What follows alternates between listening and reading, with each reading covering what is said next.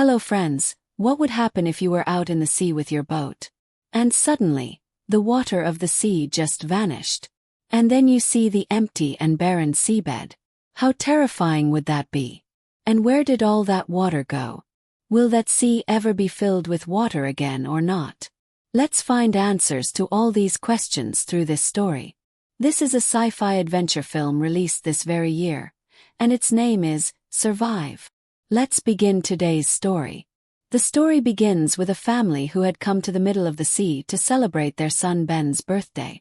This was the Caribbean Sea. Everything was going completely normal here. Ben's mom jumps into the sea for swimming, while Ben and his father are busy fishing. But suddenly, Ben's mom Julian feels like something huge is circling around her in the water. When she tries to look around, everything appears completely normal. But then suddenly, something pulls her underwater. At the same time, the instruments on their boat start behaving strangely. Ben and Tom aren't paying attention because they're busy fishing. Meanwhile, Julian, drowning, tries to save herself and keeps calling out loudly to Tom. But no one notices her. Julian feels like the seawater is receding backward. Now Tom also notices this, and he sees Julian. So Tom jumps into the water to save her. Meanwhile, Ben starts the boat's engine and drives it toward them. Tom saves Julian from drowning, and then Ben and Casey pull both of them up onto the boat. In this way, Julian's life is saved. Now on the boat, Tom gets angry at his daughter Casey. He says, "Where was your attention? You know very well that anyone going swimming should be watched by someone. So why did you break that rule? What if something had happened to your mom?" Casey feels guilty for this, but after she apologizes, everyone moves forward. Then they celebrate Ben's birthday. At that moment, Casey receives a call from her boyfriend. And she notices that a massive storm is heading toward the city behind him. Seeing this, Casey gets worried, because they weren't exactly in a safe place right now. She goes and tells her mom and dad about it. After this, they start checking their boat for safety. While checking, they notice that many whales and sharks are circling around their boat. Tom knows that whales and sharks usually behave like this before a big storm hits. So now it was clear to them that a dangerous storm was on the way. But before that, they had to deal with these sharks. Suddenly, their boat is hit hard by something. To check it, Tom goes underwater. He sees that there's a massive dent beneath the boat, definitely caused by a large shark. After checking this, when Tom returns to the boat, he is badly injured. Julian stitches up his wounds. Here, Tom tells his family that due to the dent caused by the shark, they won't be able to move the boat forward. Now they only had one option left: call someone for help. But there was no signal. The boat's communication system wasn't picking up any signals. At this difficult time, Tom checks their food and water supply. They only had enough drinking water for 4 days and nothing more. But at least they were relieved that they were in a shipping route. So sooner or later, some ship might pass by and see them. While they are discussing this, they hear a loud noise from outside. When they go out to look, they see a giant meteor heading right towards them. Could crash into their ship. To avoid this, Tom quickly tries to start the boat engine. But he knows that if he does this, the boat will get damaged. And that's exactly what happens. Their boat engine gets completely wrecked. And another meteor also starts heading toward them. Now, to save themselves, these people, they couldn't do anything else, so they went to the lower part of the boat and wore life jackets. After this, they heard a loud noise. And all of them fainted. When they regained consciousness, they realized they were still alive. Yes, they were definitely injured. But the surprising thing was that there was now a huge hole inside their boat. Yet no water was coming in from it. Now, when the whole family comes out of the boat and looks around, they are completely shocked by what they see. Fish were lying all over the ground around their boat. And their boat was now sitting in a rocky mountain-like area. It felt as if they had landed on a completely different planet. The entire place had changed. Where there had been water just last night, there were now deep craters and towering rocky cliffs. Tom quickly pulls out his compass and checks the direction. He realizes that something strange had happened to the Earth. The Earth's poles had flipped. The North Pole had shifted to where the South Pole used to be, and the South Pole had moved to where the North Pole was. Because of this, all the water from the sea had shifted toward the newly shifted landmass. And now, where there once was sea, there was solid ground. After learning this, everyone was completely shocked. Then Tom told them something even more horrifying. That all the people who were alive on the lands where the ocean had flooded, they must have died. Casey becomes extremely frightened by this thought.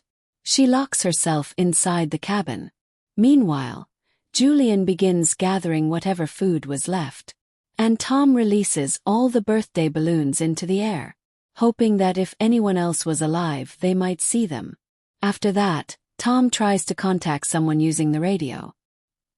He didn't expect anyone to respond, but surprisingly he receives a response. The response comes from a captain, and he already knew about the sea shifting, because just like Tom's family, he too was inside a submarine. The captain tells Tom that the Earth's poles that have shifted will return to their original positions in about a week. That means the sea will return to its place in 1 week. But when it does, its waves will be extremely dangerous. So the captain advises Tom, find a high place and go there immediately, because your chances of survival will be much higher there. As soon as Julian hears this, she immediately tells her kids to start packing. Tom speaks to the captain and says, if the chances of survival are higher inside your submarine, could you please take my children? The captain replies, brother, I wish I could, but I can't. One of my crew members died inside the sub, and now there's only room for 2 people. I could take 1 person, but the other would still be left outside. Tom pleads with him, please take both my kids. I'll do whatever you ask in return. Moved by his words, the captain agrees. The next morning, the family sets out on their journey.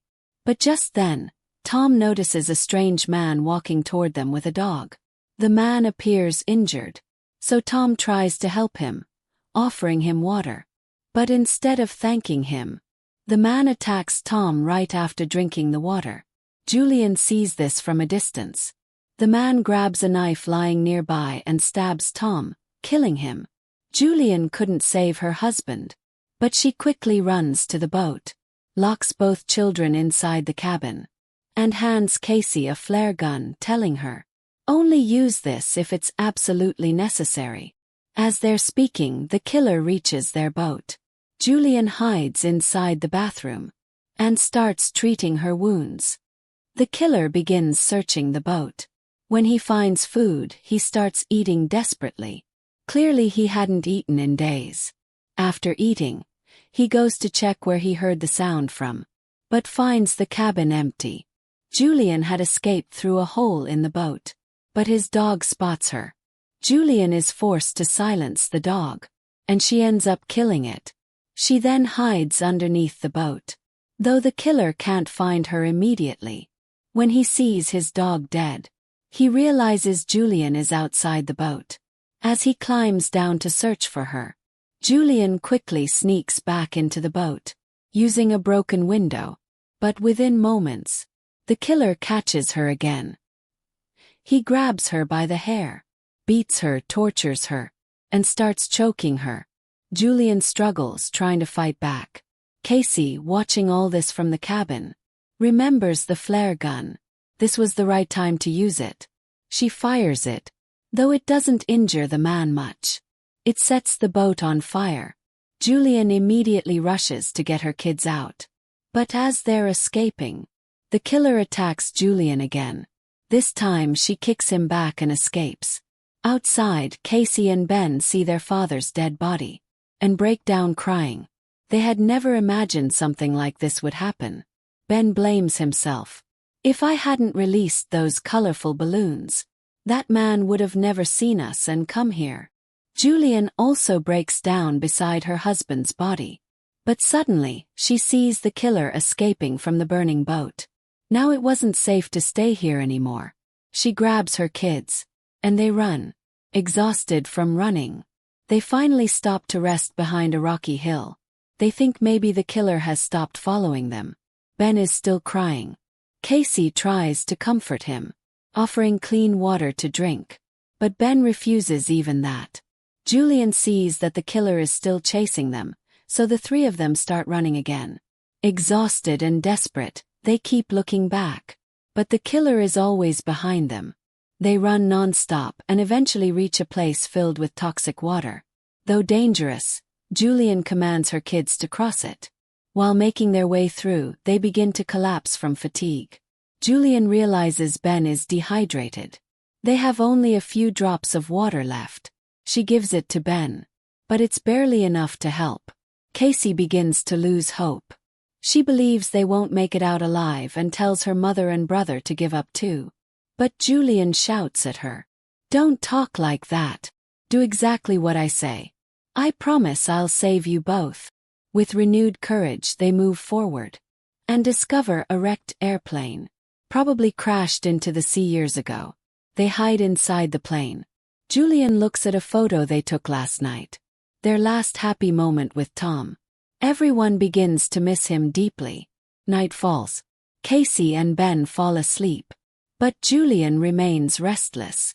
She steps outside the plane, only to find that even in the darkness, the killer is still following them. Julian pretends to be asleep. As the killer gets close, she attacks him with fury, stabbing him repeatedly, this time killing him for good. The threat is finally over. Julian is able to sleep peacefully. The next morning, they see the killer's corpse brutally mangled. A clear reminder of how dangerous this empty ocean has become. Now they had to reach the captain's submarine. Ben, extremely thirsty, runs ahead to a nearby pond and drinks the water. Julian had warned him it was toxic. But he ignores her. Julian quickly pulls him out. But it's too late. Ben falls seriously ill. Julian and Casey build a quick shelter. But as they try to rest, they hear strange noises outside. Stepping out, Julian sees a massive army of crabs approaching them. They run. In the distance, they spot a cargo ship full of containers. They rush toward it, only for the people inside to lock themselves in a container. Refusing to help, Julian begs at the door, but no one answers. The crabs are now right behind them.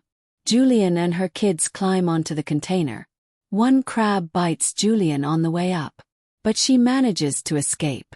Casey wraps her wound with a scarf and passes out.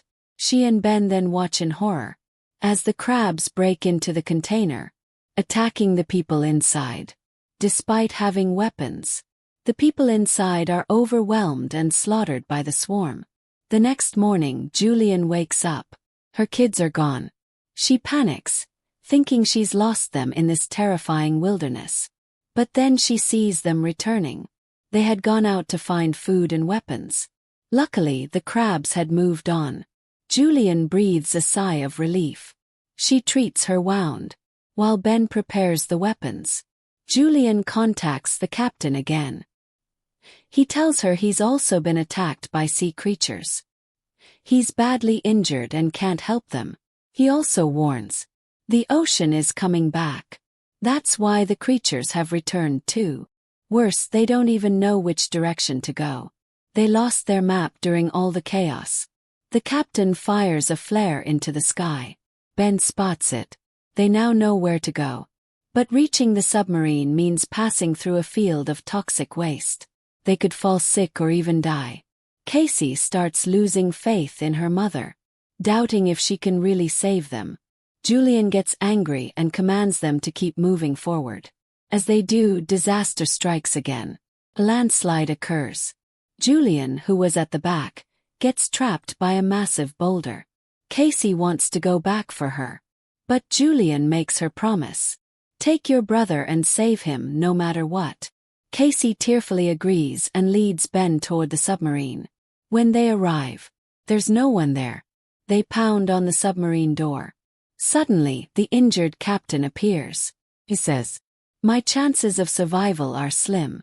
The submarine can fit 3 people. Hearing this, Casey immediately turns around to find Julian. Meanwhile, a wave of crabs rushes toward her.